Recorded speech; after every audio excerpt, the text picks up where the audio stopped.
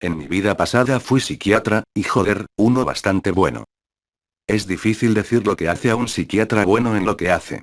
En mis primeros años gané mucha experiencia en el negocio, y no mucho después casi tuve más clientes de los que podía manejar. No estoy diciendo que un suicida que entrara a mi consultorio tendría la vida resuelta en un día, pero mis clientes confiaban en mí, y yo realmente sentía que los ayudaba. Me volví altamente recomendado, y el costo de mis consultas subió también, así que estaba acostumbrado a pacientes de alto nivel. No estoy seguro de cómo los Jennings me encontraron, pero supongo que fueron dirigidos en mi dirección por sus previos psiquiatras, ya que muchas veces ese es el caso. Alguien entra a tu oficina y por cualquier razón eres incapaz de ayudarlo, así que tienes que hacerle algunas recomendaciones. Un día recibí una llamada de Gloria Jennings, una señora de dinero dueña de varias propiedades, que quería que tratara a su hijo Andrés. Al parecer ningún psiquiatra del estado hasta ahora había podido tratar el caso del muchacho, y yo era su última opción. Andrés era el típico drogadicto, lo suyo era la heroína. Como cualquiera en mi campo puedo decirte que tratar a este tipo de personas es un dolor de cabeza, si no están sobrios estarán drogados y no se podrá razonar con ellos. No lo hubiera tratado de no ser porque la señora Jennings me ofreció el doble de la cantidad que yo normalmente cobraba, no podía negarme. Fue la peor decisión que he hecho en mi vida. Conocí a Andrés un lunes en la mañana. Por experiencia sé que los de su tipo se retrasan en sus citas, en el mejor de los casos ni siquiera aparecen y tienes una hora libre, pero Andrés llegó 15 minutos antes. Ciertamente, parecía todo un heroinómano. Bolsas bajo los ojos, cabello desordenado y barba descuidada. Parecía tener alrededor de 20 años, era alto e inexplicablemente delgado, llevaba puesta ropa muy holgada que solo acentuaba aún más su delgadez. Le di la bienvenida a mi oficina y le ofrecí asiento.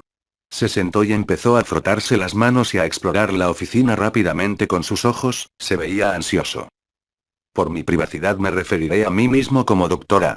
Así que, Andrés, soy el doctora, cuéntame un poco de ti. Por primera vez me miró a los ojos. Vaciló por un momento y después habló. Mire, esta es la 8ª o 9ª vez que empiezo con rodeos, así que solo iré al grano. Mi mamá probablemente le dijo que uso drogas, y así es. Uso heroína y cocaína si puedo obtenerlas. Abrí la boca para preguntarle si alguna vez las usa ambas al mismo tiempo y explicarle lo peligroso que es combinarlas, pero se me adelantó. No, siempre las uso separadas, no soy idiota, dijo. No pienso que seas idiota, mentí. He conocido a muchos en tu situación, créeme. Andrés no paraba de mirarme. Le hice la obvia siguiente pregunta. ¿Por qué consumes?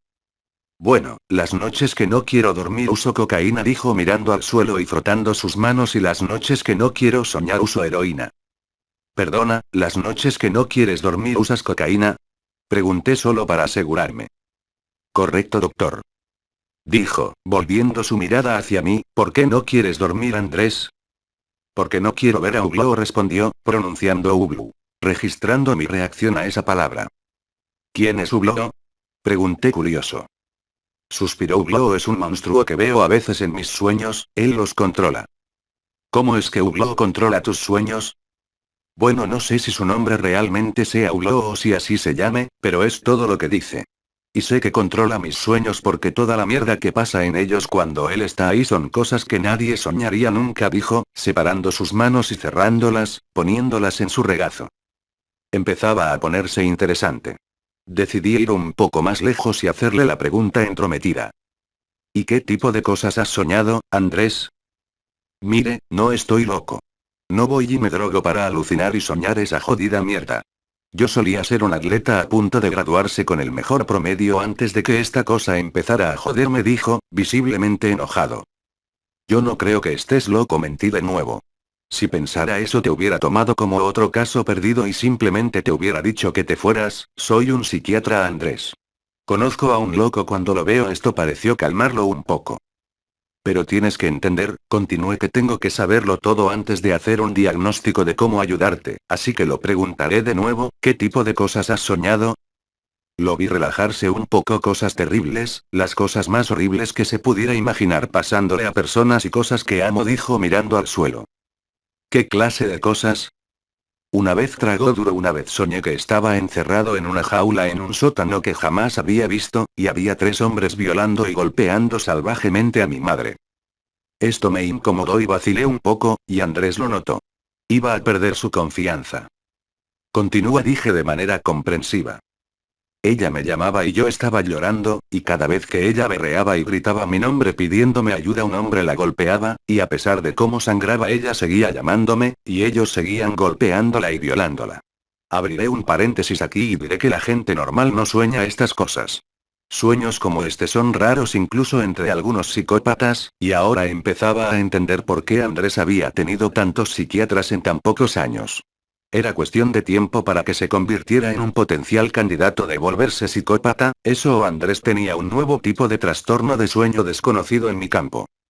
Estaba desconcertado, pero me las arreglé para seguir pareciendo profesional. En estas situaciones es importante no perderse en los detalles y solo ir al grano. ¿Cómo sabes que Hugo estaba detrás de este sueño tuyo? Pregunté. Porque al final de cada sueño, siempre lo escucho hacer ese puto sonido. Hugo dijo, imitando el sonido agudo como de un animal pequeño. ¿Y siempre escuchas ese sonido? ¿Así es como te das cuenta de que controló tu sueño? Siempre lo escucho, a veces también lo veo, pero solo por un segundo, y después despierto. Ya veo. ¿Podrías dibujar a Hugo aquí, por favor? Le dije, acercándole un bloc de notas y una pluma. Al principio se veía confundido, probablemente porque me estaba creyendo según él cada palabra que decía. Agarró el bloc y comenzó a dibujar. Miré mi reloj, habían pasado 20 minutos, no estaba mal. Volteé a ver a la ventana, el cielo era de un azul muy claro. Escuché a Andrés dejar de rayar, y me volteé para recibir el bloc. Aquella imagen era perturbadora.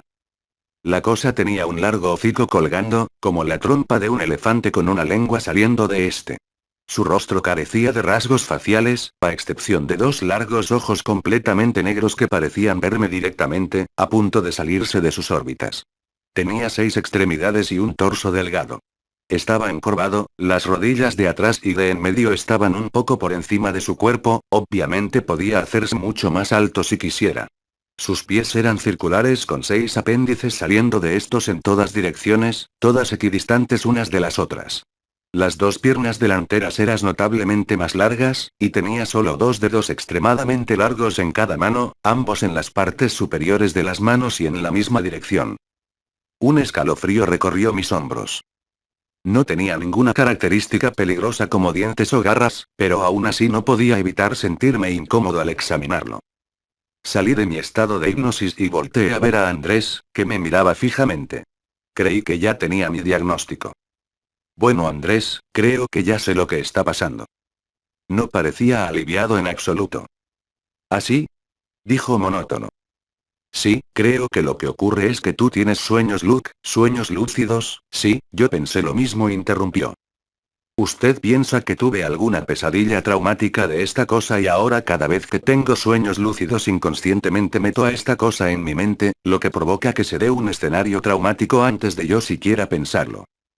Raramente en mis 10 años de carrera me habían dejado sin palabras. Andrés me miraba con una sonrisa satisfecha, como si él supiera que eso era exactamente lo que yo iba a decir. Se lo dije, doctor, no soy idiota. Investigué todo sobre esto cuando empezó a pasarme. Es por esto que empecé a usar drogas, aprendí que los opioides pueden suprimir los sueños lúcidos y al principio lo hicieron, pero eventualmente halló una forma de seguir ahí, y entre más consumía más duro luchaba por volver, así que traté de usar cocaína para mantenerme despierto, pero descubrí que no dormir solo lo hacía peor. Me mantenía despierto durante mucho tiempo y empecé a tener microsueños. No sabía si estaba despierto o si estaba en un sueño, y él debió saberlo. Cuando apenas empezaba todavía podía distinguir vagamente si era un sueño, todos eran difusos en mi comprensión, pero cuando tenía cabezadas, los sueños eran increíblemente vívidos. Él aprendió, doctora, él aprendió que yo tenía más miedo de tener cabezadas, y desde entonces ha hecho cada sueño tan nítido como esos. Honestamente no sabía qué decir. O Andrés estaba completamente loco, o era tan inteligente que estaba incubando su propia sanidad. ¿Cuándo fue la primera vez que soñaste con Hugo? Fue justo después de la muerte de mi padre, dijo, mirando al suelo. Se suicidó, puso una bala en su cráneo cuando yo tenía 17. La noche después del funeral soñé que estaba parado sobre su tumba mirando al pasto. Fue normal por un momento, pero después lo escuché gritar desde el suelo pidiendo ayuda, pidiéndome que lo desenterrara, pero yo no me podía mover, estaba congelado. Me quedé ahí y lo escuché retorcerse con fuerza en su ataúd, tan fuerte que el suelo cimbraba y yo escuchaba sus gritos de pánico y agonía, pero yo no me podía mover, y luego lo escuché, ugló y desperté. Me quedé ahí viéndolo durante un largo rato. Aunque el hecho de que él mismo haya descartado la posibilidad de tener sueños lúcidos es sorprendente, no es inusual que los jóvenes relacionen un evento traumático con algo imaginario para poder comprender mejor lo que está pasando. Empezaba a seguirle el paso de nuevo. Hice la última pregunta. ¿Cuándo fue la primera vez que viste a Hugo, Andrés? Vaciló por un instante, pero después empezó a hablar. Una vez soñé con mi perro Buster. Yo estaba parado detrás de una cerca altísima, y era solo un niño, así que no podía treparla. Buster estaba del otro lado de una carretera concurrida, solo sentado ahí viéndome, y de alguna manera sabía que iba a tratar de cruzar la carretera para verme, y sabía que no lo lograría. Corrió hacia la carretera y un carro lo golpeó instantáneamente, yo lloraba y gritaba, y veía que el carro no se paraba, solo seguía andando. Buster estaba ahí tirado, sangrando y chillando. Lo vi intentar pararse y arrastrarse hacia mí, pero al instante llegó otro carro golpeándolo de nuevo. Me rompía el corazón y no paraba de gritar. Siguió ocurriendo, y yo seguía mirando cómo pasaba carro por carro, aplastando los restos destrozados de Buster. Era interminable. Y después lo escuché, justo en mi oreja, ugló. Me di la vuelta y ahí estaba, a solo centímetros de mi cara, sus enormes ojos negros viéndome, y después desperté. Andrés estaba temblando, se veía que estaba a punto de quebrarse. Tenía que dejar de presionarlo. Muy bien, Andrés, creo que es un buen momento para parar por hoy. Me paré de mi asiento y fui a mi escritorio por mi blog de prescripciones. Andrés me miraba ansioso. ¿Va a darme algo para pararlo?, dijo. Por ahora voy a darte algo para suprimir tus sueños. Hasta que pueda diagnosticar de dónde vienen, es importante que tengas una buena noche de descanso para ayudar a aclararte la mente. Te estoy ayudando para que me ayudes a ayudarte, ¿entiendes? Parpadeó. Sí, entiendo, gracias. ¿Tienen drogas para suprimir los sueños? Bueno, técnicamente no. Hay una nueva droga llamada ciproheptadina que se usa en pacientes con fiebres muy altas, pero uno de los efectos secundarios es la supresión de los sueños, pesadillas, especialmente sueños que se presentan por estrés después de episodios traumáticos. Seguí escribiendo la prescripción en silencio, y podía sentir los ojos de Andrés sobre mí. Pero no es un trastorno de estrés postraumático, es UBLO. Yo lo sé, Andrés, mentí por última vez, pero funcionará igual de bien al mantener a Uglo alejado de tus sueños. Esto lo atrapó. Estaba lleno de alegría, se levantó emocionado del sofá y no paraba de darme las gracias y de decirme que era el mejor doctor de todos, que al fin sentía que tenía una oportunidad de luchar. No podía hacer nada más que sonreír al escuchar sus palabras, supongo que es la razón por la que me quedé enganchado a este momento por tanto tiempo.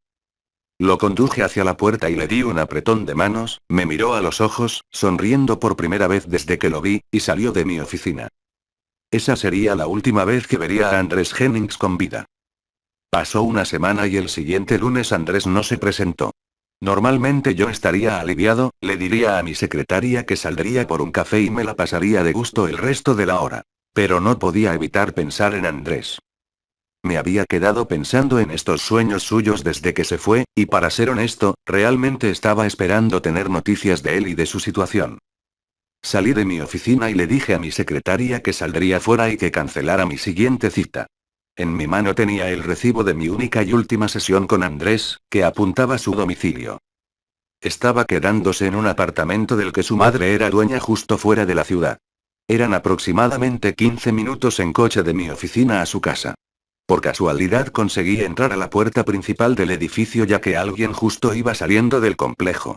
Encontré su nombre en el directorio, había sido recientemente escrito por lo que Andrés no debía de tener mucho tiempo viviendo ahí, de hecho probablemente su madre lo instaló aquí para estar más cerca de mi consultorio y facilitar su llegada. Se encontraba en el último departamento del primer piso. Caminé el largo pasillo hasta que finalmente paré en su puerta. Vacilé por un momento y recapacité lo que estaba haciendo, pero mi curiosidad era mayor, así que golpeé la puerta fuertemente 3 veces. No había respuesta. No había sonidos de movimiento adentro.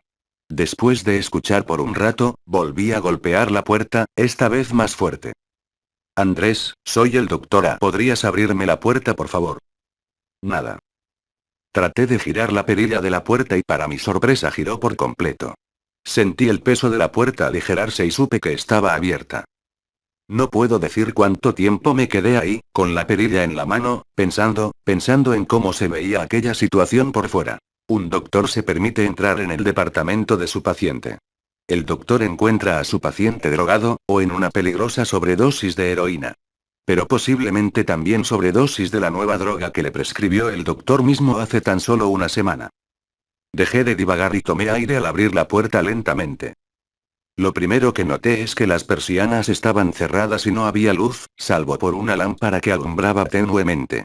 Olía rancio y el ambiente se sentía muy encerrado, como si no hubiese ventanas en el departamento. En una pequeña mesa habían jeringas y cucharas, junto a unas bolsitas pequeñas de plástico vacías.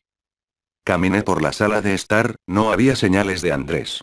Había un pasillo justo detrás de la pared donde estaba el sillón. Tomé mi celular y prendí la linterna, caminé lentamente por el pasillo, tratando de hacer por alguna razón el mínimo ruido posible, con el corazón latiéndome en los oídos. Había una puerta entreabierta justo a mi izquierda. Cuidadosamente alumbré dentro de la habitación, era el baño. Medianamente sucio, nada que no haya visto antes. No habían señales de forcejeo ni vómito en el retrete, nada que pudiera indicar una sobredosis.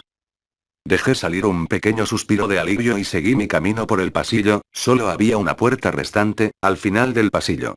Estaba entreabierta también, una puerta blanca con perilla plateada.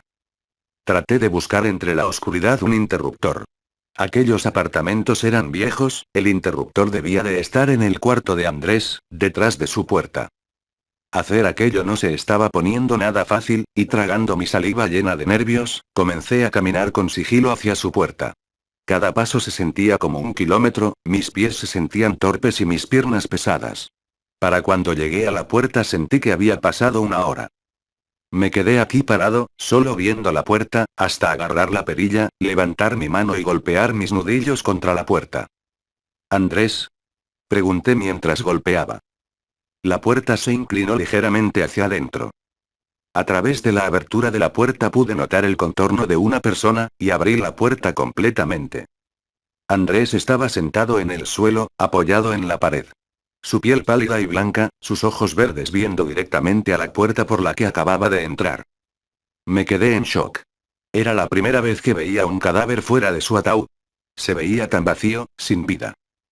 Noté sangre en la alfombra, sus uñas estaban esparcidas y ensangrentadas alrededor del suelo. Mi vista se nubló y todo mi alrededor parecía temblar. No sé cómo logré tantear la pared y encontrar el interruptor, lo encendí, y luego lo vi. El fin es el comienzo. Las letras estaban profundamente talladas en la pared al lado de él.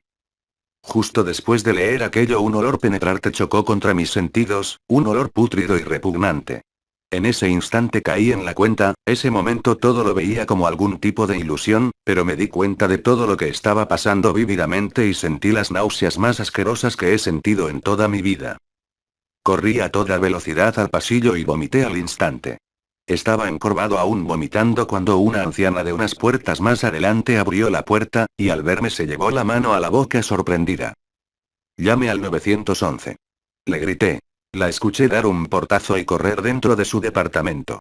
Yo traté de llegar al lobby, parando cada tanto para tomar aire. Mis mareos eran insoportables, no podía creer lo que estaba pasando. Cuando llegaron los paramédicos lo declararon muerto en la escena. Debieron de estar acostumbrados a este tipo de cosas porque no parecían estar afectados en absoluto. Declaré ante la policía y les dije que era un paciente mío y que pasé a checarlo. No parecían sospechar de mí, y me dijeron que si necesitaban algo más me llamarían, les dejé mi tarjeta de presentación y caminé hacia mi carro. Mientras arrancaba vi un carro derraparse velozmente en el aparcamiento y a una mujer salir de él. Era la señora Jennings. Corrió hacia la entrada, unos oficiales la detuvieron y ella lloraba a gritos. «Es mi bebé». «No, por favor, Dios, no». Gritaba desconsolada. Forcejeaba con fuerza contra los oficiales. Miré la escena lo poco que pude soportarla y manejé hacia la avenida. Paré en la licorería, compré una botella de whisky y manejé hasta mi casa. Me senté en el sillón y bebí en silencio por un largo tiempo. Después de un rato prendí la tele en el canal de deportes y pedí algo de comida, pero cuando llegó no conseguí comer ni un bocado. Tenía una sensación muy extraña, tenía un vacío en el estómago, y me sentía enfermo. Para cuando me terminé la botella se estaba haciendo tarde, me puse de pie y caminé hacia mi habitación. Me quité los zapatos y me eché en el colchón. Estaba ahí recostado pensando en Andrés, en su cuerpo pálido y sin vida arrinconado en la esquina del cuarto, viéndome fijamente con sus ojos verdes, sobre su último mensaje. El fin es el comienzo retumbando en mi cerebro que trataba duramente de comprenderlo. Mis pensamientos se ralentizaban y mis párpados se hacían más pesados. El fin es el comienzo resonaba en mi cabeza, una y otra vez. Estaba a punto de quedarme dormido cuando lo escuché. De ningún lado y de todas partes a la vez. Afilado como navaja, suave como el agua. Huglou.